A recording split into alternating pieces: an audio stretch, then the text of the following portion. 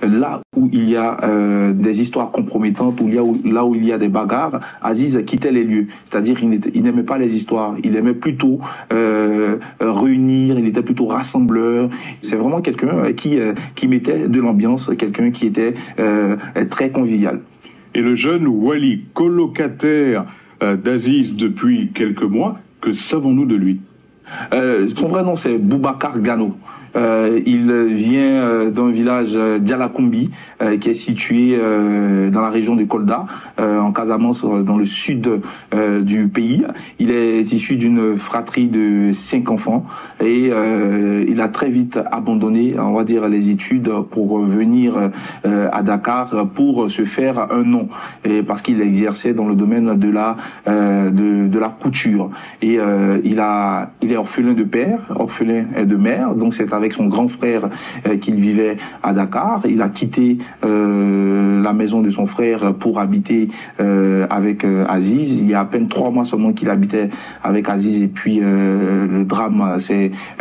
produit. Son cousin nous confiait que c'était une personne aussi qui avait la joie de vivre, qui rêvait grand, et c'est justement pour ses rêves qu'il a décidé de s'accrocher à Aziz Dabala, et malheureusement il s'est retrouvé au mauvais endroit et au mauvais moment. Aziz Dabala qui l'a pris sous son aile et qui est donc devenu un peu son grand frère, son père et sa mère. Quelle était la relation entre les deux hommes? C'était une relation de proximité, vu qu'ils vivaient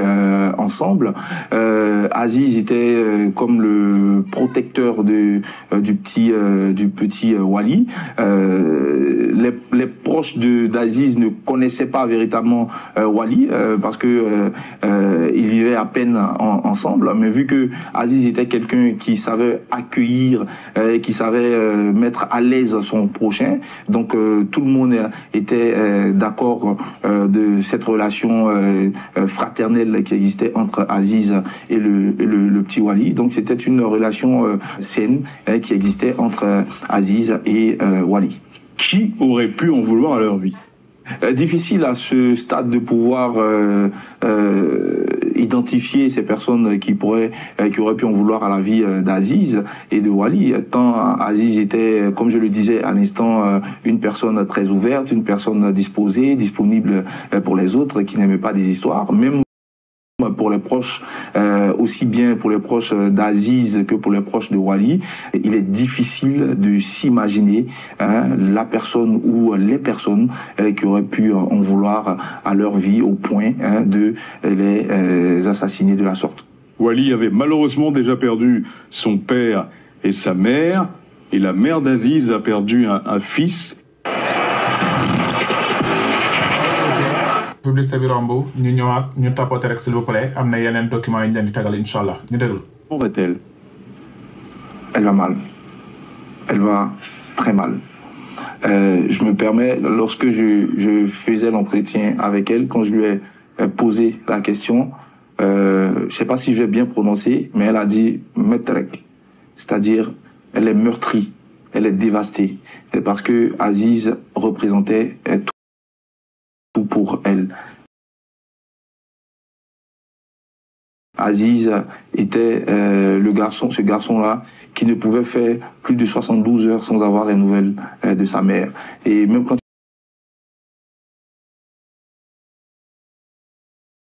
il ne vient pas à la maison, il se rend à Tiaroy où ils ont une autre famille pour aller saluer ses tantes, pour aller saluer ses nièces, pour aller saluer ses neveux. Et à chaque fois quand il part là-bas, il laisse toujours quelque chose, il leur donne toujours de l'argent, il laisse toujours un petit souvenir à la famille. Aziz avait promis à sa mère de lui construire une maison. Il avait promis à sa mère de lui faire connaître l'expérience de la Mecque. Il avait promis à sa mère de la faire sortir en fait de là où elle était, en lui promettant une vie meilleure. Et malheureusement, il ne pourra pas le faire. Muy documentaire bu am solo bi nga xamanteni tay sunu télé yi nek Sénégal lañ doon xaar ci li, mais télé bitim réew yi finalement ñoko def. Way sunu Sénégal ndeysaan documentaire bi ñu ngi doon xaar sunu télé Sénégal ñëw def documentaire bi def plateau bi wax si mais ñoom seen yoon nekkul ci sénégalais yi mbir mi yéen sénégalais lu bari lan moo tax pataaralu procureur ak sunu justice su réew boobu ba léegi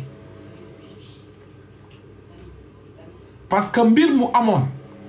Sénégal yu mel nii deewi yu mel nii dañuy ñëw def point de presse te procureur ko waroon def ne am na dee bu ñu dégg barki démb Pikine muy deewin bu ñaaw ñaari doomu sénégalais ñu boom leen boomin bu doy waar alhamdulilah nag police am na ñum ci jot a teg loxo Mamadou Fatou Daouda Omar lim seen tur wax sénégalais ñaata nit la ñu jàpp ñu xam wax bi ñu leen dégloo pour le moment nee nañu de bu ngeen gisee ñu jëf-jëf ju ñaaw ji waa ji da doon jaay yàmba wala dafa sàcc jabaru jàmbur wala dafa téye seen xaalis lekk ko ñu xam as tuut mais ba léegi ñu ne pataaral noppi Sénégal du réew te barki démb boo njaay gis ngeen xale bi ñu rey foofu ca je sais pas ci banlieue bi xale bu am 12 ans bi pourtant commissaire de police génn na si guddi si wax mu ne xale bi dañoo woone am na kuñ fi rey ñu def suñu enquête ñu daal di gis piste daal di def le tout jàpp ki njàpp biñ ko jàppee déglu ko nee na moo rey xale bi ba muy rey xale bi dafa tuxoon ay affaire am pour commissaire a ko wax sénégalais dégg na kii kay dafa tux moo tax mu rey xale bi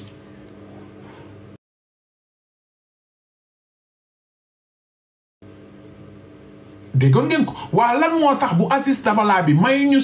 ci dara lu ñuy nëpp jarul nëpp ak lu mënti demee nanu teg nit ñi ci code te loolu dafa waroon tey suñu procureur de la république yéen a ngi Europe picc bu fi dee woon tey procureur day taxaw wax sénégalais picc bi lee ko rey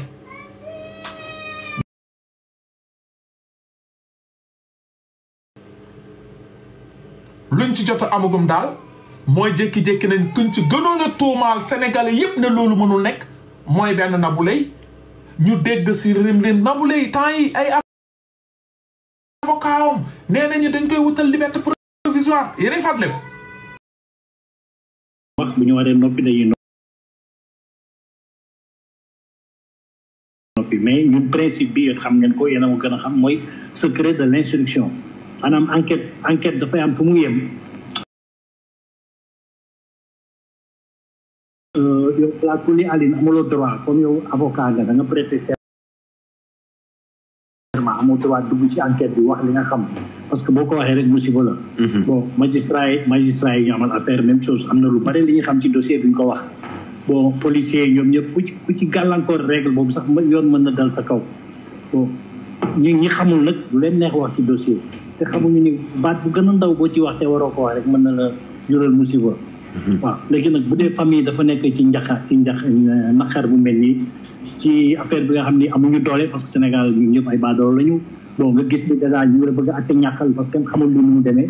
ñu tombé ci mbir mi dafa doy waar parce que man personnellement bi ma consulté dem seeti juge bi li jàppe mooy juge amul parce que depuis li juge bi inculpé juróom-ñaari xale yi ak keneen ko nit ki ba muy juróom-ñetti xale ñu jàppale teg leen ci yoon juge bi dañ ko affecté te yéen ñi di journaliste yu xarañ xam ngeen ni mu demee dig bi yoroon dossier bi sax biñ paree enquête bi juste dañ leen changé ñoom ñëpp pratiquement nommé ñeneen ñu bees bii dañu nommé bon dañu jox juge bi premier cabinet dossier bi ci fan yooyu mu am mouvement bu mag bi ci magistrature moom nekkatul juge premier cabinet ñu affecté ko mu dem nekki délégué du procureur ci tribunal d'instance bu Guédiawaye donc mbir mi dafa yéeme ba nga xam ni donc vite dafa bare léegi donc dossier bi amul juge te dossier juge moo koy doxal dafa mel ni enquête police moo koy doxal wala gendarmerie bon dossier bu ñëwee ba pare dañu indi ko ci juge bi moom dossier bi moom rek moo ko mën doxal bon léegi xaw ma nan laa la mën expliquer mais man bu ma duggee ci dossier bi famille bi est-ce que yaa ngi may dégg dafa mel waaw d'accord donc ñoom dañu am njàqare am tiitaal tiitaange fu mu toll rek damay ne pare dañuy bàyyi ndaw si ma ne leen non lu yenuwul maanaa yenuwul maanaa bu leen ragal dara ay dañuy bàyyi ndi kii surtout ki tudd Marème ñu koy nagu léegi Marème mooy turam ci dossier bi Marème ñun dossier la ñu xam mooy tur bi Marème léegi tey dañ koy génne man leen non toog leen rek ngeen dal li ngeen dégg lu nekk nag mais da ngeen di dal du li ngeen dégg rek ngeen tëb dal ni xataraay du sotti te na ngi ci ciis bu métti da ngeen di muñ nag ndax suñu borom kuy muñ la àndal sax muñ leen métti na trop bu nekk nag di ngeen ko dégg man ba jour bi ñu koy bàyyi dañu wax ba sonn di ma noo foog nga xool affaire bi dëgg la man leen non yenuwul maanaam parce que tam aussi yu bëri mënoo ko expliquer nit ki fa mel ni ñun avocat y a beaucoup de choses dañuy liggéey parce que droit procédure rek la procédure mooy yoon droit bi li nga xam da ngay toog rek gis dara rek mu ñu ne ëmb na rek aussi na non droit yëpp ay yoon la fooy jaar yëpp ay yoon la ay tali yu sew ay tali yu mag ay avenue yëpp foog nga jaar ko respecté ko droit mënoo tëb rek ñu ne fi telle situation mën na am c'est pas possible dafa ba ci ñun xam nga ñu bëri xamuñu ko ba ci ñun ñi amee ak sëñ Mansour da ngay gis audience nii c'est très rare da ngay gis audience ñetti juge di àtte rek kenn ki am malaise mari détail daanu wala xëm wala mënatul dem ñu seet ci tribunal bi benn juge mënul ñëw pour remplacer ko te audience bi foog ñu continuer ci biir salle bi dañuy jël benn avocat maanaam ki gën a ancien par exemple moom mooy choisir moom ci boppam mu ñëw remplacer juge bi wala jël benn avocat mu remplacer juge man mii loolu dal na ma gis ñëw da ngay siéger donc boo siéger yow noonu nga toog tey jii moom da ngay prêter serment nekk nga juge par force comme ñoom da ngaa prêter nga serment avocat mais léegi juge nga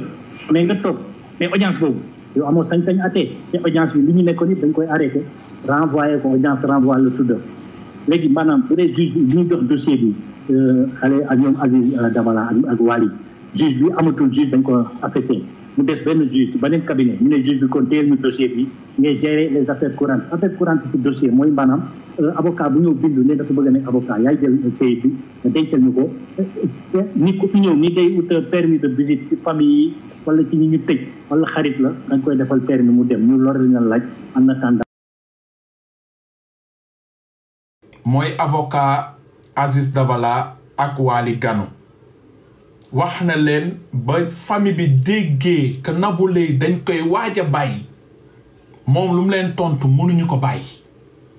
parce que lan moo tax mënuñu ko bàyyi juge bi nar a yore instruction bi jamono jooju juge bi yore seen dossier jamono jooju dañ ko affecté dossier bi dafa am kuñ ko dénk kooku mënu leen bàyyi te balaa ñuy bàyyi faw ñu déglu nit ñi au fond mais grande surprise mu dégg bàyyi nañ ko ba nii barki démb ñu ngi may naan tukki na leeragu ma nag mais ñu ngi may naan Nabou Leye génn na Sénégal leeragu ma nag damay wax dëgg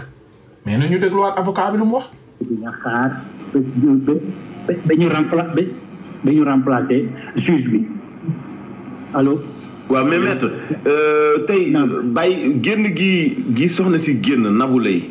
décision bi ci kan la bàyyee ko ci ab attekat wala ab toppekat maanaam juge wala procureur juge amul xam nga juge d'instruction dafa nekk policier ba pare nekk juge moo tax juge yëpp ci dëkk juge d'instruction moo ci ëpp pouvoir ëpp ci doole daf dépendre ci kenn bu ko procureur laajee dara su ko neexee day ne ma lànk gisuma lu tax may def lii contrairement aux gendarmes aux policiers en général parce que fii ñoom ñëpp ay naataango ay juge lañu procureur ci boppam ci dossier am na sañ-sañ def réquisition maanaam bu muy jox dossier bi juge bi ci njëlbeen bi mën na ko ne kii de dama bëgg a tëjal ma ko juge bi mën na tëj comme mën na bañ tëj juge bi ci boppam avocat wu nit ki wala nit ki ci boppam comme Marème mën na demander liberté avocat mën na ko demander liberté bu ñëwee ci juge bi amul sañ-sañ jox ko wala bañ ko jox da koy jox procureur si procureur benn demande liberté ngi nii di seetal nga defal ma sa réquisition procureur bi day tontu def réquisition te xam nañu réquisition procureur ci dossier dafay ne d'accord moom parce que dafa am li ñuy wax trouble à l'ordre public parce que coow li am yëpp coow li nga xam ne li ko arrêté mooy jàpp nañu nit ki tey jii suñu bàyyee nit ki trouble boobu dana am bon muy benn deuxièmement mën na ko nee non teel na parce que kii su génnee dana communiquer ak nit ñi ci biti ci affaire bi tey kon day yàq enquête bi maanaam ñi ñuy tëj ñeneen ñi mënuñu gisante ndax kii mu ngi ci prison jigéen ñi ci prison góor mais mbokk yeeg xarit yi am di jàmm mën nañoo wax ak moom dem te ci mel ni dossier bi kon day changé xam nga loolu xel sax nanguwu ko ce n'est pas possible voilà et surtout dossier bu ci juge di jël décision wala procureur def réquisition pour ñu bàyyi nit day fekk dossier ubbi nañ ko càmbar ko déglu leen fa justice nag mais am nañu seen mécanisme pour def seen enquête pour xam lu nekk nu mu amee fu mu sottee ko ba décision bi am ñoom mën nañ ko régler seen biir ñun man sama yoon newu ci famille bi newu ci famille bi leen intéressé mooy na yoon am seen doom yi leen nga galee ak ni mu ñaawee il faut ñu xam mbir mi ni mu demee c'est un minimum allô maître pardon allô maître allô maître bismillah allô maître waaw ngeen baal ma de sa son bi daal xam naa mooy problème man mais yaa ngi dégg wala déggul yaa ngi dégg wala dégguloo ñu maître allô maître yaa ngi dégg ay dara maa ngi dégg bu baax waaw ma ne mais yéen da ngeen jàpp ne kon xale bi mën nañ koo woowaat comme ni ko l'observateur yi bindee démb wala c'est trop tard non il n'est jamais trop tard en droit surtout en justice parce que léegi ñun priorité bi mooy que état bi day mënul continuer di bàyyi premier cabinet bu day ni tribunal de première instance bu Pikine Guédiawaye amul juge donc il faut que juge ñëw juge bi su ñëwee nag juge bi su ñëwee moom dossier bi léegi dana am réquisition lu ñu ko sant wala dana am lu mu sant boppam li ko conscience am kii mais xam nañu ni xel la ni dossier bi nga xam ni ubbeeguñ ci xamaguñ ci tarfatal ay ne amul benn page bu ñu entenduñu kenn ba ci famille victime yi am nañu ay seen waajur daañu leen woo ni leen ñu ngeen bokk ak diw est-ce que mën ngeen indi këyit yuy firndeel ni diw mën ngeen ko doon maanaam héritier ngeen yooyu yëpp dañ koy régler te loolu mooy ba dossier mooy commencement bi loolu bu amee ñi ñu entendoon police parce que PV bi police yónnee simple renseignement rek le juge yi ci PV boobu lay sukkandiku commencé enquête bu bees su ko neexee mu jaaraat ci même police su ko neexee jaar ci gendarmerie su ko neexee mu dem police scientifique wala mu xam su ko neexee dem ci appartement bi mbir yi am su ko neexee mu def ay enquête exhaustive ba ci kër nit ñi ñu jàpp ni juróom-ñetti nit ñu teg loxo ñoom ñëpp su ko neexee dem ci famille xam li xew mais yooyu yëpp comme c'est un minimum te loolu ku la ne mën nañ ko def fii léegi 1 an. Avec Coinbase, trader de la crypto en toute sécurité. ok loolu ku la ko wax mën nañ ko def fii ak 1 an waxul dëgg dinaa ñëw léegi nag incha allah may la ma tuuti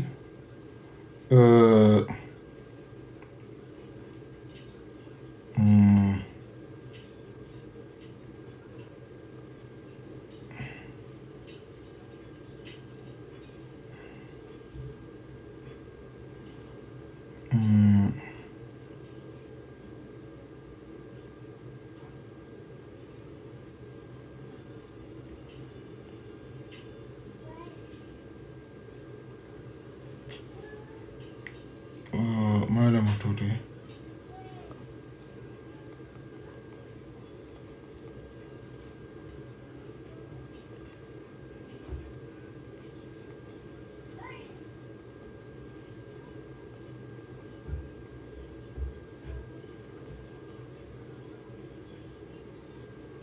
ok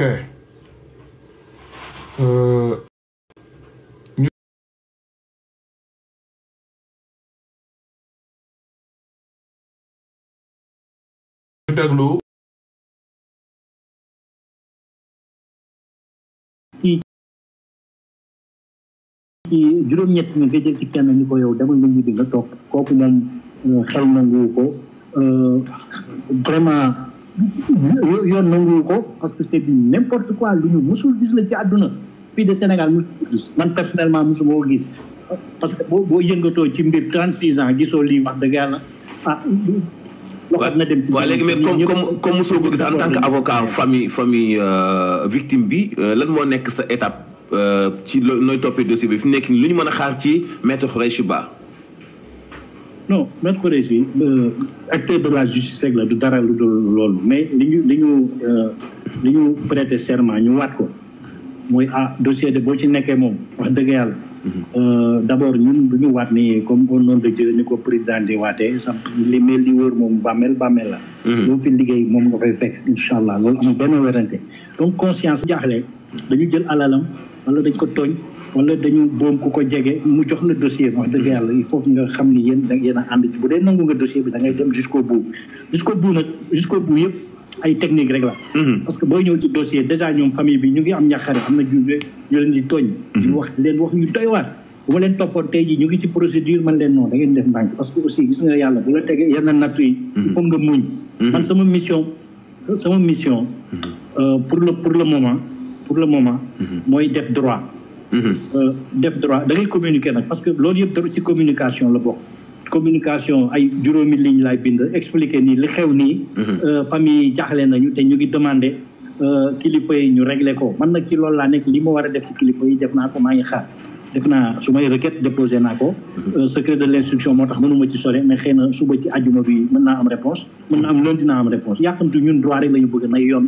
dellu fii yëpp yi demoon ñu delloo ko à la case de départ suñu amee loolu ñun dafa mel ni gagné nañu parce que après nag ñu dugg ci procédure mais gisuñu benn nit voilà kulli aldi bu war a mën am possibilité am sañ-sañ ci dossier mu génn d'abord seetuñu trouble à l'ordre public seetuñu sécurité nit ki mais li gën a metti ci affaire bi famille yi seen bopp première victime la libération xale bu jigéen bi mais mooy famille samay client parce que ñoom tey jii ku fa romb sax sànni ko pono taal ko ñu ne famille bi ñoom ñooy responsable ko defee état dafa am ñu leen di surveiller di xool seen téléphone di xool seen buntu kër daal la teree nit bu déséquilibré mën na jógee këram romb foofu jam fa nit wala jam nit ki ñu ne famille da ko yónni donc famille bi seen bopp dañu am problème ci seen propre sécurité voilà man décision mel nii mais kenn mosu ko gis vraiment xaw ma di ko def ndax ànd nañ boppam ak xelam wala lan la mais c'est du n'importe quoi donc d'abord sama mission loolu la su ma demee nag da xam ne mission parce que loolu la et ça va réussir incha allah ñu parce que fii ay on a de très grands magistrats dëkk justice la li xewoon na fii gis nañ fi lu nekk mais lii simple jurisprudence rek la du jël contrôle judiciaire révoqué ko loolu la ñuy wax révocation nit ki dellul parce que yoon dafa la soxla te sa intérêt mooy nga toog ci loxo yoon mais loolu du c'est rien du tout incha allah dañ ko am li ci des nag jël ay parce que juge yi engagé ci day doon juge yu ndaw ndeysaan xale yu ndaw yi door a commencé xale la kuy dugg ci liggéey tam tu as le droit à l'erreur dañ koy nangu voilà mais il n'est pas question kuy dugg ci liggéey bu dee dañ ko nag wala ñu abusé ko nga koy yóbbu ci yoon c'est pas la peine ça ne sert à rien du tout waaw parce que ñoom sax pour protéger seen collègue dañu xam ni moom moo def erreur ñu suturaal ko mais nag ñu delloo mbir mi ci yoon ni ko ba ne noonu nga def attention ñu nommé nag ku am expérience jox ko dossier bi carrément mu ubbi dossier yëngal la ko ëpp doole doxuñu nag ñu ngi bëgg a yàgg fii ci dëkk bi xam nañu li xew dossier bii xam nañu li ci nekk yëpp dañu mënul wax nag parce que suñu amuñu sañ-sañ boobu wala même suñ ko amee suñu serment mais ñu wax li xew mais aussi nag dañu dem rek ci njëkk teraanga ñu génne affaire bi si njëkk def ñu def li ñuy def après nag ñu ne ñi dem leen commencé leen seen liggéey loolu rek la ñuy ñaan yoon nag